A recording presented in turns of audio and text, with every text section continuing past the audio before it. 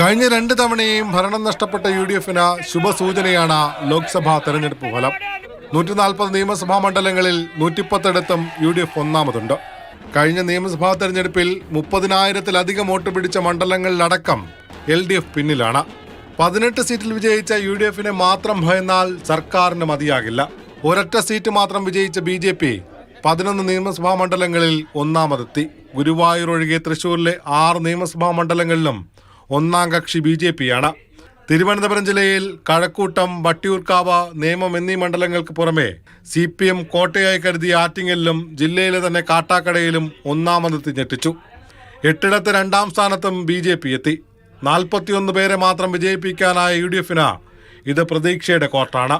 ഇപ്പോൾ തിരഞ്ഞെടുപ്പ് നടന്നാൽ ഇടതുമുന്നണിയേക്കാൾ കൂടുതൽ സീറ്റ് കിട്ടുമെന്ന മോഹം വെറുതെയല്ല.